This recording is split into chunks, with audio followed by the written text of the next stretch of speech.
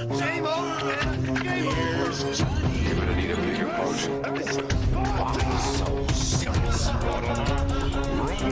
I am Iron Man. This is a tasty burger. Welcome to the In Session Film Podcast. Oh, welcome to this podcast review for July 1st, 2025, and I'm Jaded Duran. And I'm Brennan Cassidy. Hey, thanks for joining us, everybody, as we rev our engines and get the tires warmed up for F1, the movie. When did Not they to be officially confused with the actual F1? When did they add that subtitle to this? Because for the longest time it was just called F1. Yeah. Well, my guess is they started to market this, and audiences were confused as to if this was a movie. Is it a documentary about F1? Is it so this is a new thing?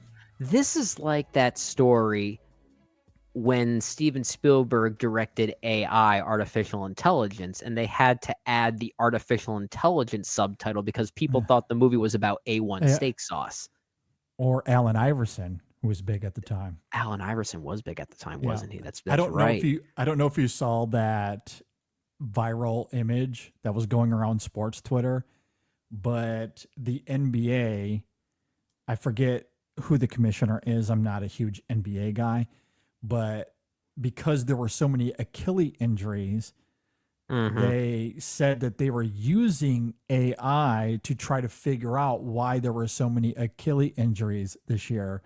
And someone had used ChatGPT or some AI to create an image of Allen Iverson looking at an X-ray of an Achilles. And it was so good.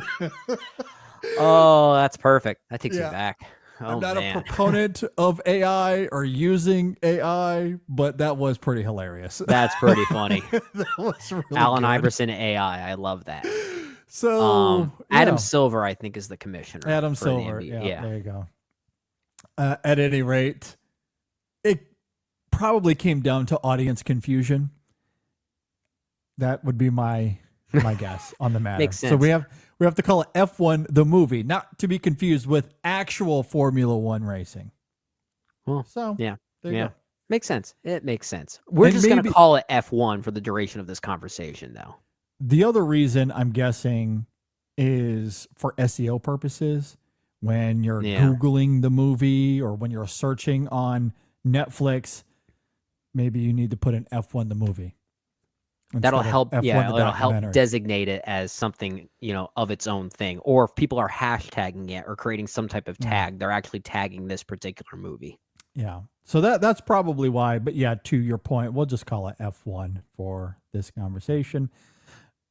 All right. So this is directed by Joseph Kosinski.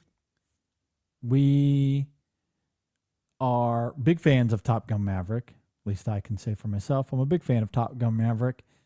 How do you feel about Kosinski? Is this something you feel like where he had turned the corner? This is the spectacle guy now that he's worked with Tom Cruise. Now he's working with Brad Pitt here. Remains to be seen. Although at the same time, I think he's doing things when it comes to commercial blockbuster filmmaking that are sorely missed when compared to many of his contemporaries also working in the same space. And I don't just mean that because of something like Top Gun Maverick. That just happened to be his most old-fashioned movie. It was pulling from an era of blockbuster filmmaking that we just don't get anymore.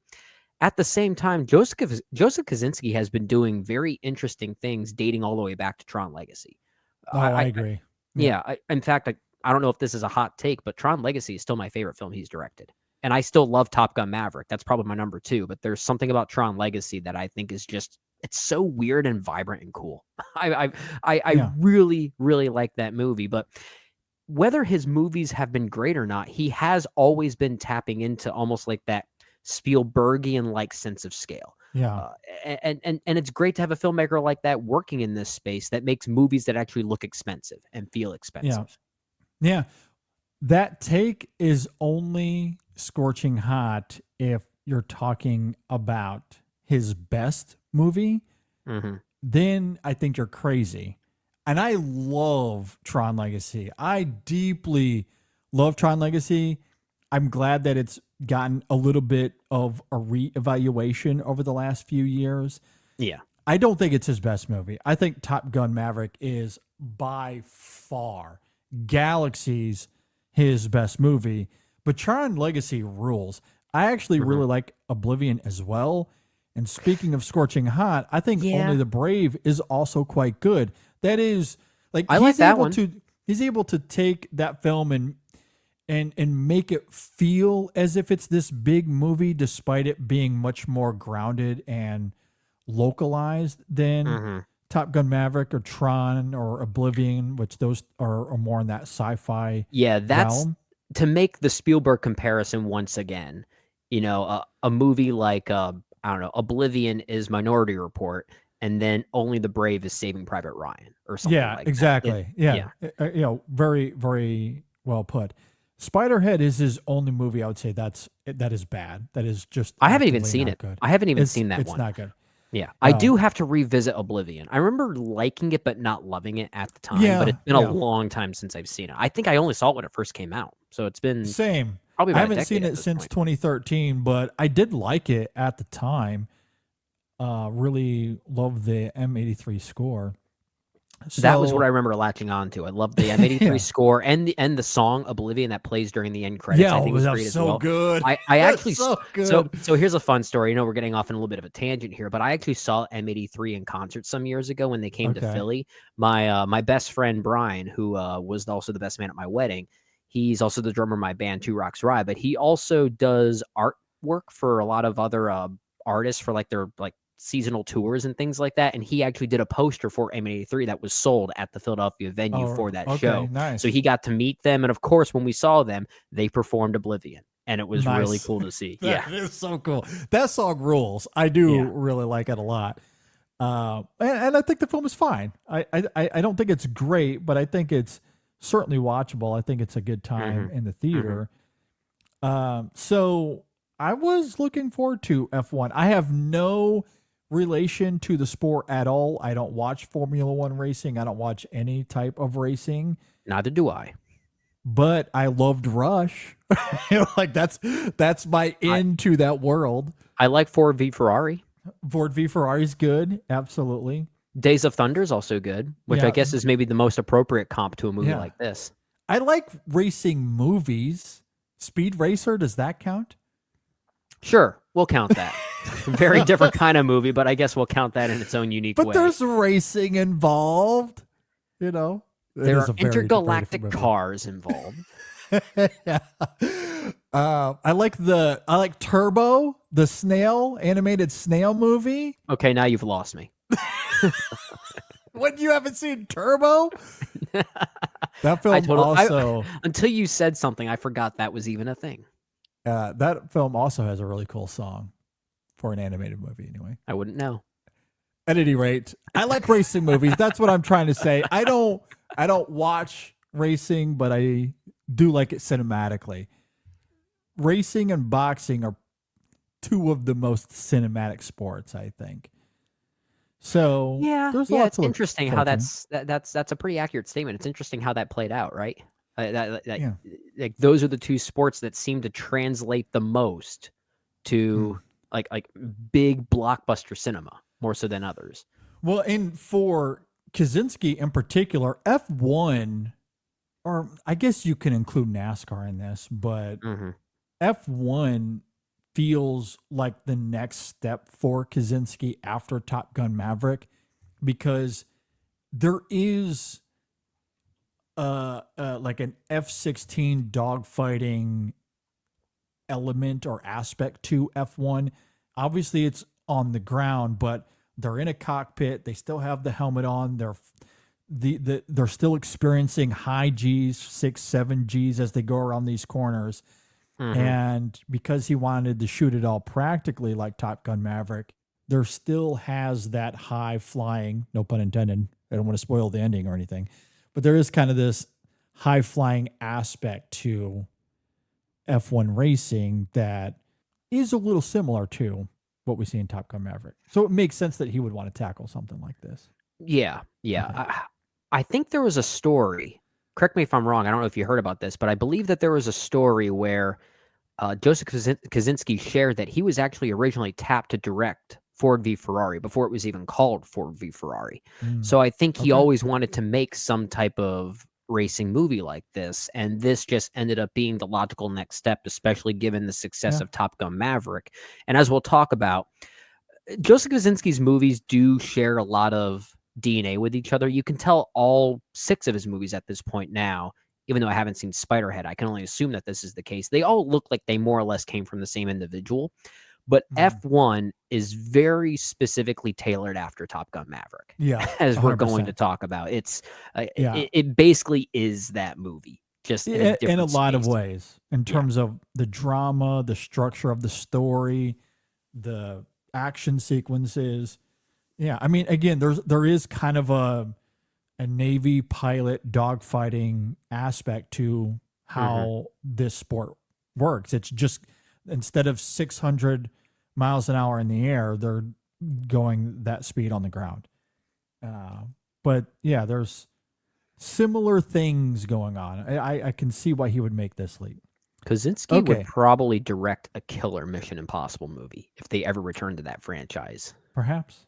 And I think they probably should shift gears if they're going. No, no pun intended, or pun intended. No, pun intended. Absolutely, dude. Don't backpedal on that one. Exactly. All right. F1, the movie, is directed by Joseph Kosinski. It stars Brad Pitt, Damson Idris, Kerry Condon, Javier Bardem, Tobias Menzies, and others that come and go throughout the film.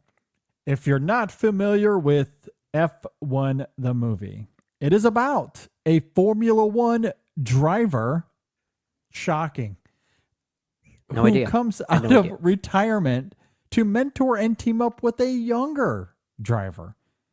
Okay, that's it. That's all it says here. So that's all this film is, apparently. I guess it's a little more than that, but that's kind of Maybe a an little bit. accurate plot description. I feel like that Yeah. more or less sort of summarizes the entire 2.5 hour Yeah. runtime. Yeah, I don't think it's a spoiler to say that the Formula One driver coming out of retirement is the 60-year-old Brad Pitt, and the younger driver is the much younger Damson Idris. You just Those are gave our so two. much away, JD. We I have to know. put a massive spoiler tag on this conversation now. I know, clearly. I will just go ahead and also note Javier Bardem playing Ruben is the owner of the racing team, and Kerry Condon's Kate character is the lead engineer. Mm-hmm. Okay, so with that said, Brendan, what did you think about F1 the movie? I thought it was good. I thought it was fine.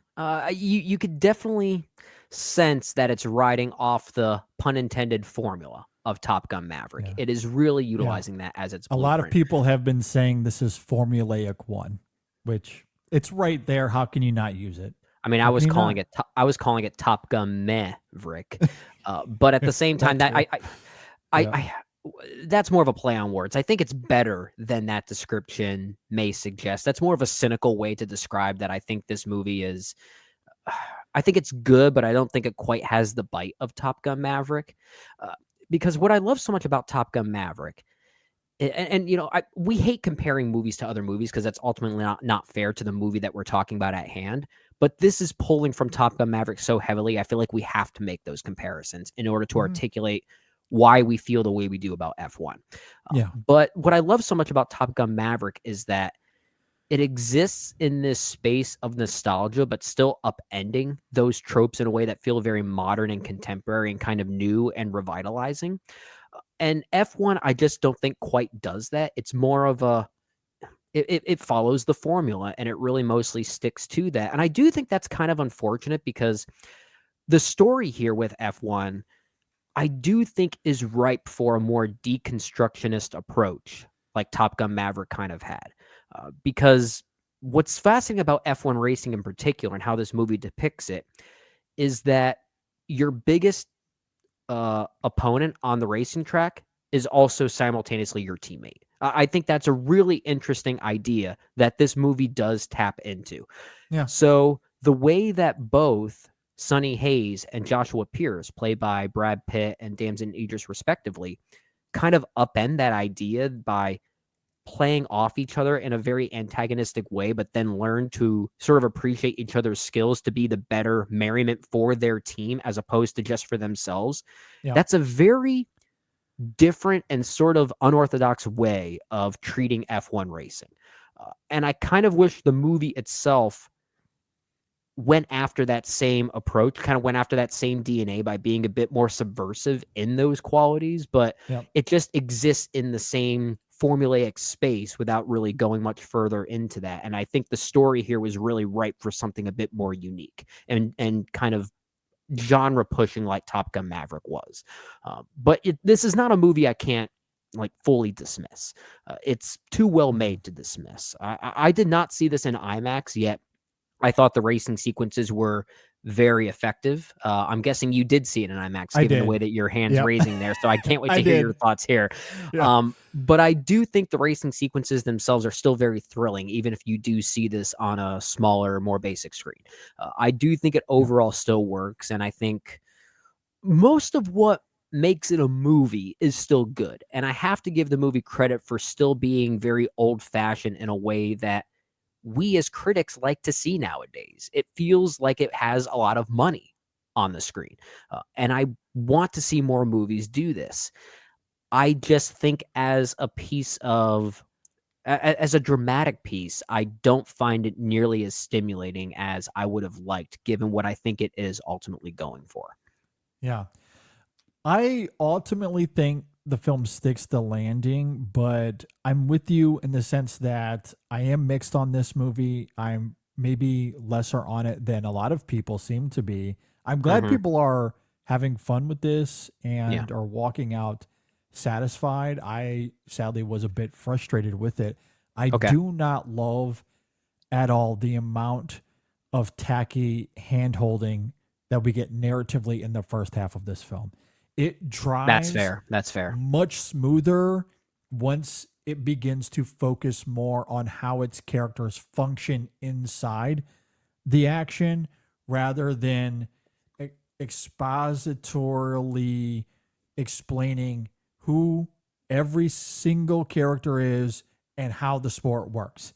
That in the first half of this film is deeply frustrating. And I think that coupled with the storytelling and the sound design, which is not very good. I don't think it's very good at all. It's kind of drowning. A lot of the action sequences in the first half of this film, while from a camera perspective, from a cinematography perspective, I do think there's a lot to love there. The way they immerse us into the race is quite breathtaking. I will give Kosinski and his team a lot of credit there. However, when you couple in how these characters function on the track, the commentators, the F1 commentators that are explaining what's happening on the track, oh my God. This film goes out of its way to overly explain every little detail about this sport in a way that is almost patronizing. I'll put it in terms that a lot of us can understand if you're not F1 fans. Sure. If this was a football movie, the way this film treats racing, if it was football instead of Formula One, the announcers would be like, okay, you're going to see the players go to the line of scrimmage. The guy that is standing behind the guy in the middle, that's the quarterback. He's going to say hike. And when he says that, he's going to get the ball. And then he can either hand it off to the guy behind him or he can throw it down the field. It is so dumbfounding how rudimentary the writing is here. If this was hockey and that's how they were, I would have walked out of the theater. I am automatically thinking of that one scene from The Waterboy when Adam Sandler's Bobby Boucher gives that explanation of how football works to those kids midway through the movie. It's Yeah, it's like it is a lot like it is. You're not wrong though. You're not wrong. Like It is so distracting. And look, Yeah. and I'm saying this as someone that doesn't know those details. I do not need you holding my hand. I can figure it out as we go. And you're showing it to me. You're showing to me how all of this works. And I've seen enough racing movies anyway that I have a general idea of what it's like in the pit or how Formula One like works as far as them going around this track and these cars, and it's dangerous. And they have a team aspect, which I think is interesting. And the way they present the team aspect, to your point earlier, all of that I think is fine. But once we get to the actual racing and what the commentators are forced to say, they have no trust that the audience knows Formula One racing or how it works. And it is, to me, it was deeply distracting. I wonder Deeply how, distracting. I wonder Took me how right it out of is the in real movie. life. I wonder how it is in real life if the commentators during real life Formula One races, if they announce it in a similar way, maybe not quite as handholdy as this one is. I would like for our listeners to maybe educate us in that if that is how Yeah. it is. But I I mean, think if that is true, there is an argument to be made that that type of translation doesn't necessarily work in the form of a movie as a piece of storytelling. Yeah. I obviously I haven't polled every F1 fan out there, but I did speak to a few of my closest friends that do watch F1. Okay. And they didn't really like the film for those reasons. They felt it was quite patronizing and treating them as if they're dumb, as if they're children who don't understand how racing works. That's a good point. That's a good And point. again, like I know nothing about F1 and I felt that way. I just the film does way too much. And I think the other issue with that is that it messes with the sound mix. So you don't really get to feel the engines roaring like you do in Rush, for example. When you're sitting in a theater, and I remember this vividly, in a theater watching Rush, Ron Howard lets those engines viscerally disrupt your seat. You are shaking in the theater. And also Hans Zimmer's score in that film is vibrant. You can hear the strings. You can hear it pulsate. Again, watching this in IMAX, I didn't have that experience. I did not feel the engines roaring. Hans Zimmer's score, which I do think is good. I enjoyed it in the theater. I think it's even better on its own terms. But it is drowned out in the mix in this film because it's doing all of these things simultaneously, and it wants the commentators to be heard, at least in the first half, because it's trying to explain to you, and it's getting bogged down in explaining to you every little detail of why drivers choose the things that they do during a race. I'm sorry, I don't need it. And so like I think that coupled with like there are decisions characters make here that are really contrived that just don't make a whole lot of sense. Yeah. For example, I think of one like Mrs. Pierce, Joshua Pierce's mother, at one point gets upset at something that there's no reason. Like she would not react that way in a real world scenario because it would have been easy to figure out the details of what happened there. But we have to contrive drama, baby. I have a thought about that, and it actually is my biggest problem with the movie. Maybe it comes down to the storytelling. Maybe we can jump right to it since you just brought that up. I might just sort of transition to that if you're okay with it. But there is a confrontation. I think you're referring to this confrontation between Joshua Pierce's mother, who is played by Sarah Niles, if I'm not mistaken. And I do like her performance for what it's worth. I think she's really good, but I think the scene you're referring to is this confrontation she has with Sonny, played by Brad Pitt, right? Okay, this involves, let's just say, a crash sequence that temporarily writes the Joshua Pierce character out of the movie, okay, for a brief moment in time. And honestly, it's the chunk of the movie I wish was completely taken out. I wish it was not even here. Primarily because I think the movie is trying to be subversive in this way by raising a bit of a complicated scenario as to whether Sonny is actually to blame for Joshua's crash or if he was really just reckless. And sure, he kind of was, but then there's maybe the argument that Sonny kind of weaponized his charisma a little bit and pushed him over the edge wrongfully, which I guess kind of raises this question: was Joshua's mother in the right to call out Sonny in that way? The problem is the movie still just one-dimensionally treats Joshua as the bad guy, and I think just completely undermines any issue that it could be potentially thinking of having on its mind.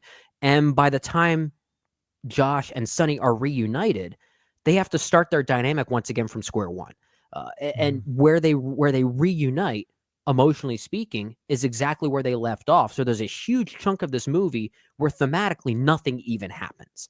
And that's kind of my biggest issue.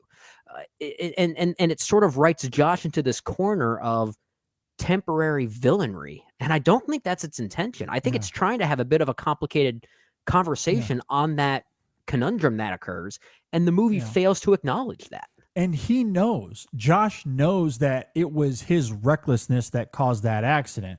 Something that, I guess minor spoilers here, something that he does vocalize later on in the film. Yeah. But in that moment, when he knows that Sonny is being put on the hot seat a little bit, at the very least with his own mother, the film doesn't wrestle with that at all. Doesn't wrestle with that at all. And even when Joshua does ultimately reveal that I was reckless in the moment, that's all that it is. He says it. There's no wrestling with that decision at all. And the movie just needs Sonny, played by Brad Pitt, to start winning some races. And they write this conflict into doing that. And I'm sitting there thinking, wait, why are we celebrating this? There was something bad happened here, and Sonny needs to still dwell on this a little bit. Like, the movie's not letting him. And I kind of feel bad for Brad Pitt, because I think that sort of renders his performance a little bit more lifeless, because I don't think the material really gives him much to latch onto. I think he's really just here to be a charismatic movie star. And I think he's good at doing that, but it doesn't give him that room to really go further, I guess. And it's especially noticeable when so much of the backstory of Sonny is that his career was stopped when he was in his prime because of a bad accident. And it led to him spiraling out and making a lot of bad decisions. So when he sees Joshua in a crash, who is around the same age he was when he had his accident, you would think that there would be more of an understanding or more of an empathy. And I think you do see that a bit in Brad Pitt's performance initially when they're there in the hospital and they're wondering what the result is for Joshua.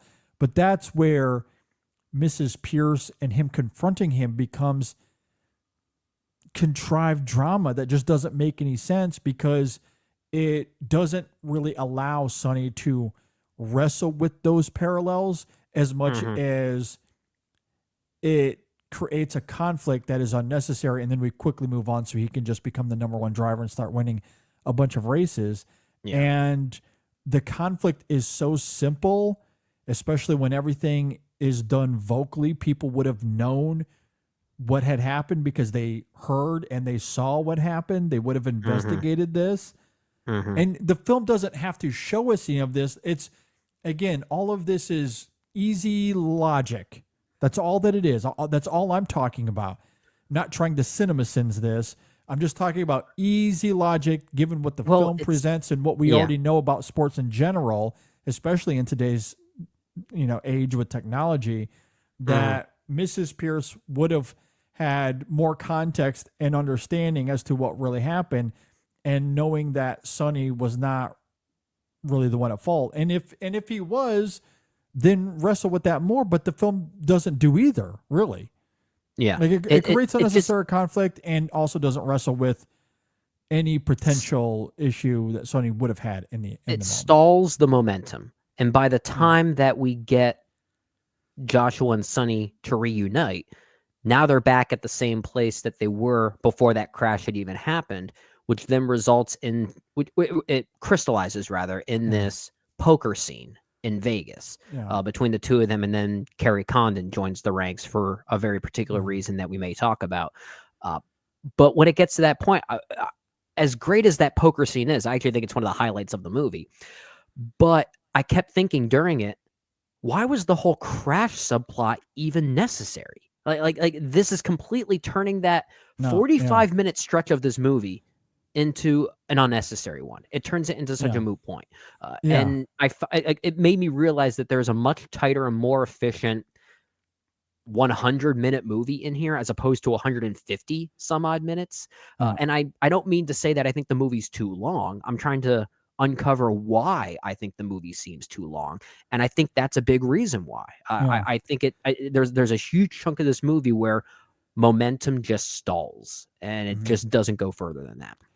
Yeah, I agree. I mean, because even with that conflict, when Joshua does come back from his accident, he simply leans into ego because of one line of dialogue from his manager, where he says something to the effect of, "Oh, Sonny's trying to take the spotlight from you." So instead of wrestling with wanting to take that spotlight back, he becomes this hot shot, becomes egotistical, pushes back against Sonny, doesn't really wrestle with the fact that he knows that he was in the wrong, that it was his recklessness, which he, again, admits to later. He just acts that way for 2/3 of this film simply because of one line of dialogue from the manager character, a very small supporting character in this film. It's unnecessary. I agree with you. And it just brings us back to square one once we get to the Vegas sequence. Which then starts to turn this into a movie all of a sudden again. Yeah. That sequence also starts a romance, which has sparked all kinds of debate on social media as well, whether that was necessary in this film. It's very contrived. I don't know if I have a leaning one way or another as far as how necessary or unnecessary it is. I don't mind the romance, but I will admit I do think it's quite contrived. Yeah. I don't mind that the idea of a romance is here because that's just part of the blueprint, right? It's part of the formula. It's part of the formula. I just, sorry to cut you off, but I just wish that Brad Pitt and Kerry Condon had good chemistry. I don't think they do here, but I don't think it's their faults. I think if anything doesn't really work, it's more so the material not allowing them to transcend that. Well, again, that's why I go back to the contrivance of it all. Yeah. I understand why it's here. I don't necessarily mind it because, again, it's expected. It's part of the formula. But I don't think it works in execution because narratively, dramatically, maybe that's why I understand why people feel that it is unnecessary, because it ultimately doesn't really serve these characters in any sort of significant way. Yeah. I kind of like how it all crystallizes at the end with some ambiguity. But ultimately, I don't think that serves this film all that much. It doesn't really grow these characters in any sort of meaningful way either. It just creates more time for the film to kind of pad its runtime. Really, my biggest issue, but also it's what I find fascinating about this film simultaneously, is the way Sony is interwoven into this film. And this somewhat circles back to the bad narrative storytelling of the first half of the film, and also some of its thematic value that bleeds into the second half. Sony is an experienced Formula One driver, but he also hasn't been racing Formula One for decades. That's literally what we find out at the beginning of this film when he has that first meeting with Javier Bardem's Ruben character. However, when he first gets to the team practice facility and he gets into that car for the first time, it is like he is the grandmaster. He knows everything, and all of these so-called professionals are amateurs all of a sudden. Like there's just something weird about that dynamic that feels off to me in this film. Well, Again, it's like and it'd be like yeah, like if we're watching like a hockey movie and all of a sudden like we're gonna bring Wayne Gretzky back and you have one of the winningest coaches of all time, all of a sudden they don't know how to coach. Like it's really strange to demean the team only to prop up Sonny and his knowledge of racing. I think there's a better way to have your cake and eat it too in terms of the writing there, because this is the film that also wants to prop up the involvement of women on this team. Two in particular, there's the Carrie Condon character who is a technical director. I think they state she's the first technical director on any of these teams in F1. And then there's the the Callie Cook character played by Jodie, or the yes. Jodie played by Callie Cook. Sorry, yeah. Who is on the team, and like she stumbles out of the gate, and that creates some conflict with Joshua early on. And it feels like we're treating these characters in somewhat of a condescending way to serve Sonny or like some of these male characters, which the film kind of does speak to be fair, but it just there's something about the execution of it that feels a little like I think the screenplay needed I think it feels icky. 2 or 3 more. Yeah. Exactly. And I don't mean to get sociopolitical during this conversation. Like you, I did talk to at least 2 friends who do watch Formula One that did speak to this. And something they said was that, Formula One as a sport is a very international sport that is also trying to push for more diversity and inclusion. So here's a movie that has a young Black driver, some women working on the team, and it's all about being influenced and propped up by the next old white man. It just, I know that's kind of part of the old school formula, but at the same time, given the direction where F1 seems to be going, and I don't say that confidently because we don't watch F1. This is just what I heard from some of my friends that do watch F1. I think that makes the movie kind of misguided. In a weird way, you might find this funny. This kind of reminded me of Cars 3. Remember at the end of Cars 3 where we prop up this new female car only for her to be coached in the final race by Lightning McQueen? Yeah. That's kind of what's happening throughout most of this movie in a way. And it kind of creates this sort of misguided energy for where it ends up going, even if its heart might be in the right place. I just don't think its execution is. Yeah, again, I don't know if there's a better way to bridge that gap. Perhaps some of this is my ignorance of the sport. I don't know. But the way Sonny comes in as this godlike messianic savior, and that's ultimately how he is portrayed in this film, right? This team cannot keep it together. They're in last place. They haven't won a single race. They haven't placed in the top 10 all year long. There's 9 races to go. And he comes in as a 60-year-old driver who has not been in F1 for 30 years. And all of a sudden turns this team fully around. He is Tom Brady. He is the best to ever do it. When Formula One is the elite of the elite, you don't become a technical director if you're not one of the best. You're not part of the pit crew if you're not one of the best. Not to say that they can't make mistakes, but the way this film emphasizes some of those blemishes, it feels overdone in a way to prop up the knowledge and the saviorism of the Sonny character. And it does feel a bit messy. And and the film doesn't really want to wrestle with that all that much. There are moments where Kate does push back. There's that bar scene where she's like, I'm not pandering to your dumb little things. But ultimately, Yeah, he gets his way. She's not good enough to figure this out on her own. He has to confront her about it, and he has to win a race before she'll do anything about it. And I it think, just, like, yeah, I don't know. Like, there's something about that that just rubs me the wrong way. I think there's a more interesting movie had you completely written out the Sonny character completely. And I don't say that as a way of trying to add more diversity to a movie like this. It's more so because I think that's where the more interesting story is, Yeah. especially if it is true that F1 in real life is trying to push for more diversity and inclusion. I Yeah. think I heard that. And some of my friends who do watch F1 have told me that. I think this movie could have been a great outlet for that, which kind of renders the Sonny character useless in a way.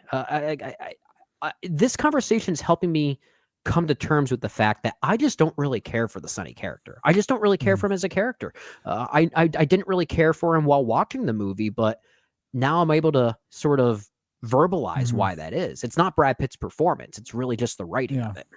Well, here's where I do love Sonny. What if this film isn't about Formula One racing at all? What if all of this is a reflection of Brad Pitt himself? What if this movie is really about aging and reinvention? You look at Brad Pitt's late career renaissance, an aging actor returning to these roles that echoes something personal, that wrestles with aging and relevance and legacy, something that we have seen in some of his roles in recent years. You look at something like Once Upon a Time in Hollywood or Ad Astra, which Mhm. also dissect these stoic, fading male archetypes.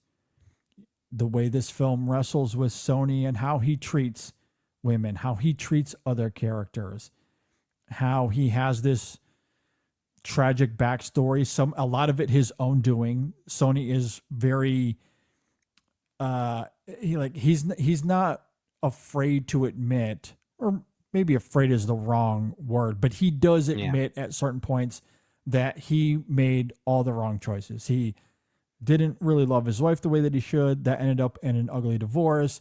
He got hooked into gambling, and he just made all of these bad choices, which ultimately puts him into Yeah. this phase of his career where he has to look back and reflect, where he has no choice but to live in that regret and make choices based on that.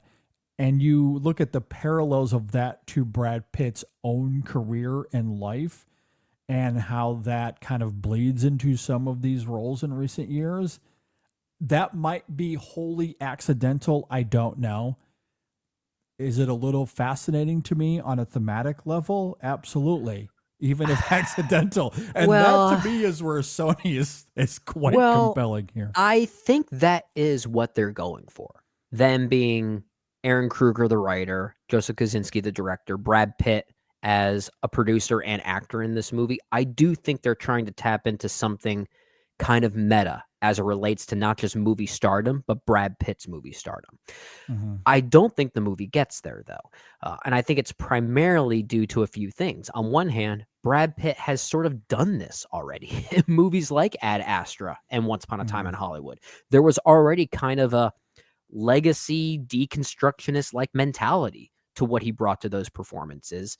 Hmm. And the other thing, too, Top Gun Maverick kind of did that already with the idea of the movie star and Tom Cruise. And in that Hmm. movie, given Tom Cruise's performance, he brought something to that idea. He, for lack of a better term, he elevated that idea. There was more for him to chew on, also, to be fair to Pitt. There was a good script. He had Christopher Yeah. McQuarrie helping out with him a little bit on that one as a co-screenwriter there. So who's someone who has a Yeah. way with storytelling for sure.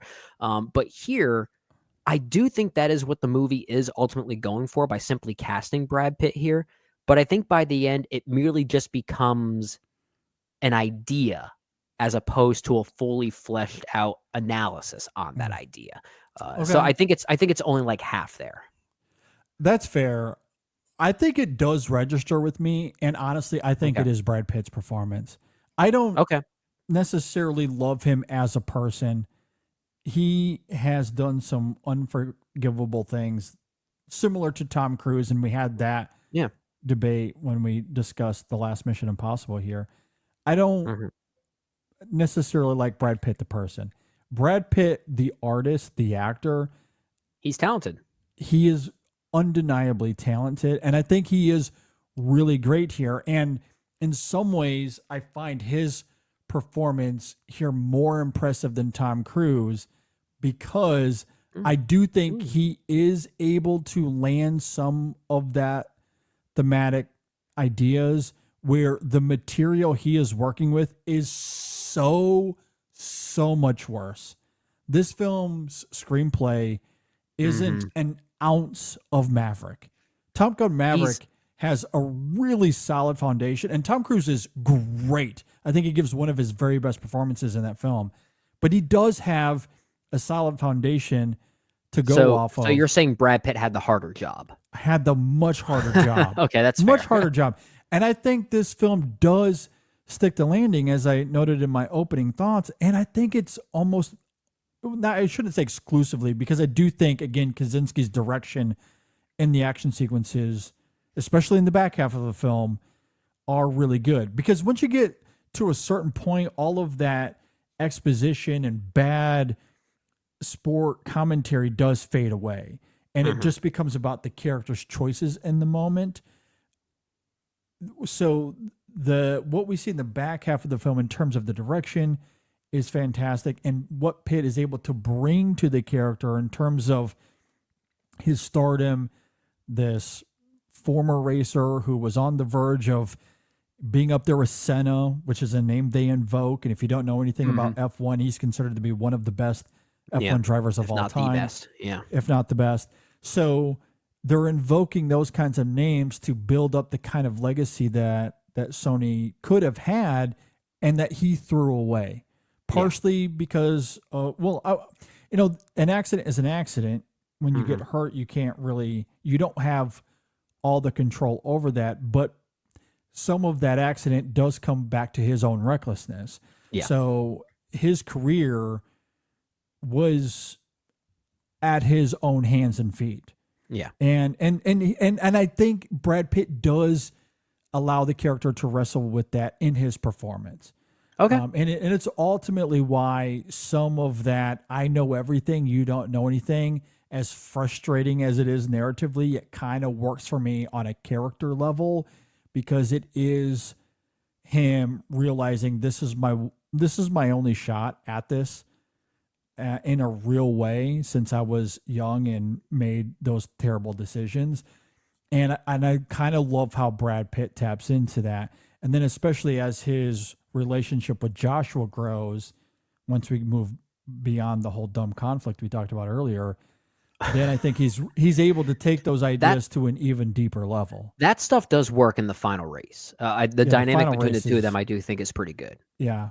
Yeah. So when you get to the, like, as much as I was mixed on the film and everyone's been talking about that final race on social media, I really did feel that in Brad Pitt's performance and the filmmaking there when he's doing his flying, as he calls it, in those last few laps. I do think it's some of the best moments of the film, hands down. And I kind of it's very did thrilling. feel like where Sony ultimately crystallizes here, I do think there is some gravitas to it, and it's mostly because of Pitt's performance. The filmmaking does help there by Kosinski, but it certainly has nothing to do with the script. No, it has nothing to do with the script. And an actor is doing some great work when they're able to kind of write the character themselves along the Yeah. way. And I guess in a way, Brad Pitt's doing that. There's still so much empty space in that script, which is why I'm not sure if those ideas fully get there, like I said before. But if there is any hint of that, it is because of Brad Pitt. So I wouldn't necessarily disagree that Tom Cruise does give the better performance in Top Gun Maverick, but he also had the material to work with. He had a guide right? He had a literal tour guide that told him what to do. Mhm. Brad Pitt is sort of his own tour guide here. He is. So he's kind of breaking his back carrying some of those scenes that do require it. Yeah, which, and I haven't heard him talk in interviews.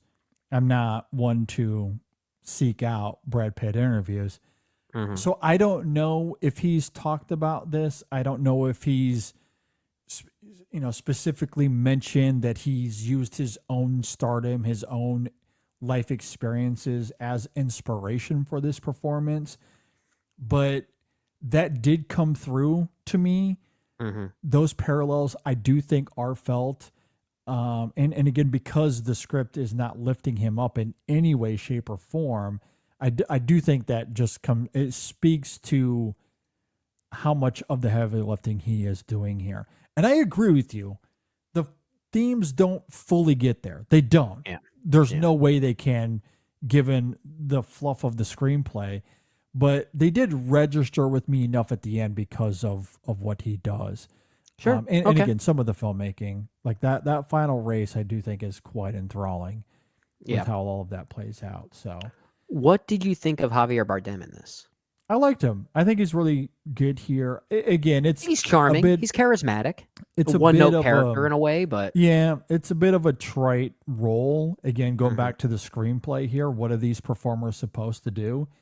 But I think given what he's asked to do, how the character is written, I think it's good. Okay. But it's a little bit of that, like the conflict of this film is just so stupid to me. Like when he walks in there after the second accident and Sonny's there in the hospital, Yeah. and he walks in, he's like, "What do you mean? You didn't tell me about your injuries, bro." Like, why do you think he left racing to be like? You would think Bro, it would do be your this huge research. international sensation. Like, yeah, I feel like it wouldn't take a rocket scientist. Like, he's laying there half dead, and they establish early on that they raced together. They grew up in the sport together. So surely, as significant as the accident was, you would know what the injuries are. But the fact that he had no idea, I mean, it's just so stupid. I wouldn't be opposed to Brad Pitt and Joseph Kosinski returning to this world in some fashion, given where this movie ends, which I won't say just for spoilers' sake.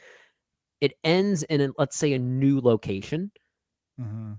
I'd be down to take a look at what that entails, because I actually think that's a pretty interesting backdrop for this type of movie that many people might not even be familiar with.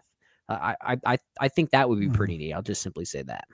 Yeah, for sure. I think there is plenty to like here fundamentally.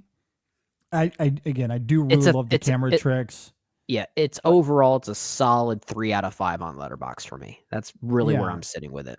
I think there's a lot to like here. I think the screenplay is a giant hole here, though.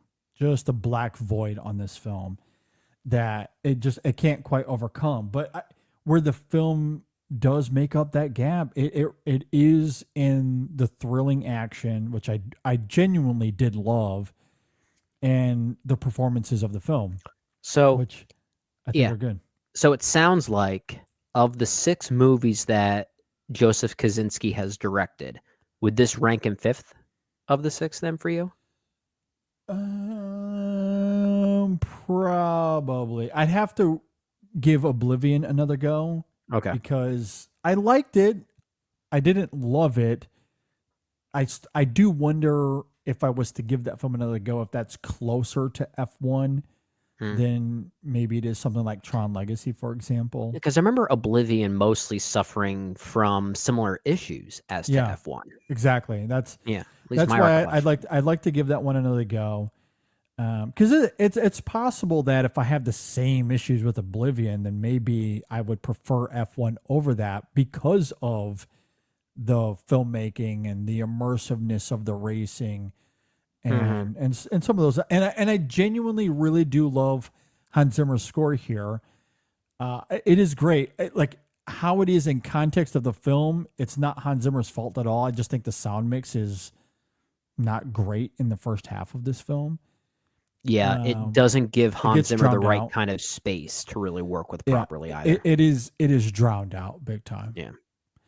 And again, like I just go back to like something like his Rush score, which I think is so deeply underrated. That's so I think it's electrifying.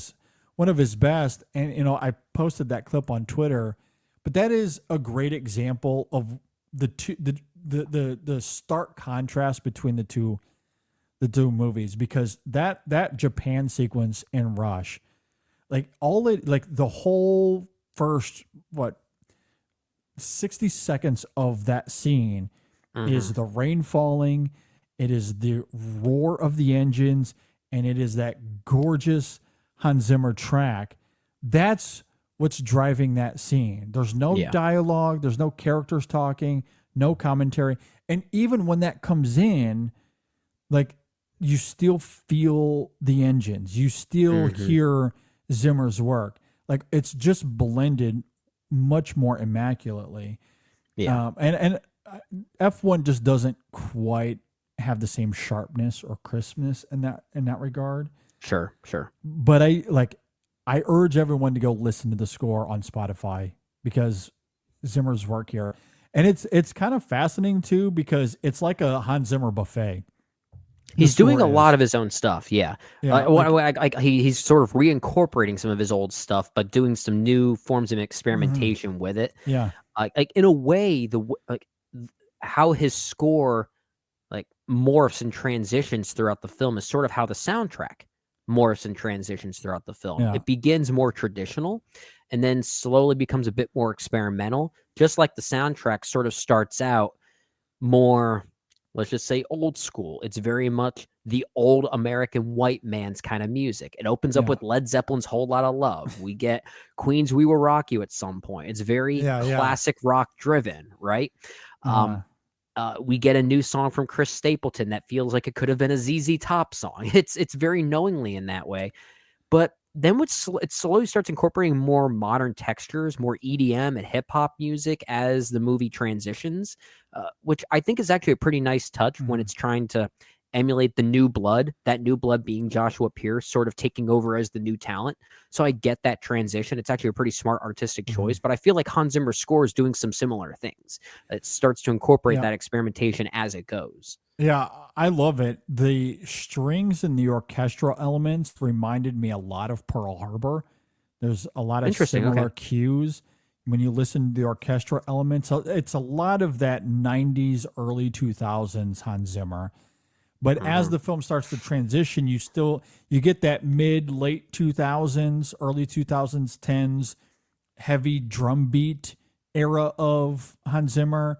And then you get this modern experimental era of Hans Zimmer, as well as it gets more electronic in the score. It's really fascinating how he encompasses his entire career in that score. It is interesting. It's quite fascinating. Yeah. So I do really like it a lot. I wish I could hear it more in the movie, but there's a lot of it's great on Spotify though. So, so many great scores do work on their own more so than they do in the movie, unfortunately. Yeah. So it is lesser Kosinski, but I don't think it's a full on tire fire either. I just think, it's not that, but the script here leaves a lot to be desired. And look, when you're dealing with the writer of Transformers: Revenge of the Fallen and Ghost in the Shell and Dumbo, you're going to get an F1. I know Aaron Kruger he's done some good things. He's done Scream some good 3. things. Scream 3 is a pretty good 3. script, but then again, is that really his? Because so much of that know. did start off from Kevin Williamson. I don't know. There's a lot to that story that we won't go into here. Look, I like Dark of the Moon. He did great there. Maverick, I know he was part of the Maverick team, but I do wonder how much of the greatness of Maverick really comes down to Christopher McQuarrie. Oh, I think a lot of it does. Tom Cruise loves McHugh, and he's going to bring McHugh on for a reason. Exactly. So, Aaron Kruger's career leaves a little bit to be desired. Let's just put it that way. So, and like I think it is easily the weakest part of F1, like hands Yeah, down. I don't disagree with that. Okay, that's F1. I think that's all we have to say on it. That's F1 the movie. F1 the movie. All right, we'll go ahead and wind down there. We have a review of 28 Years Later. We finally got a chance to tackle that one with the great Diego Crespo. That was fantastic. You can go check that out. Episode 643 is available as well. We talk about the best movies of the century so far. No small task there, but I that think was we easy. nailed What are you it. talking about? We definitively came up with the top 30 movies of the century so far. No one can debate it. These are the right answers. Those are the objectively correct answers. So you can go and check that out. We will have another review coming soon of Pixar's Elio. My son Sam will be featured in a small part on that one once again as well, as he did go to see that with me. So you can be on the lookout for that, and a new Women in Session this week. So another full week of content after missing last week. We didn't have anything come out last week, so we're making it up this time. It's going to be a busy week. Lots to talk about. Lots to do. All right, with all that said, thanks for listening, everybody. Thanks for watching. We'll see you next time on the In Session Film Podcast.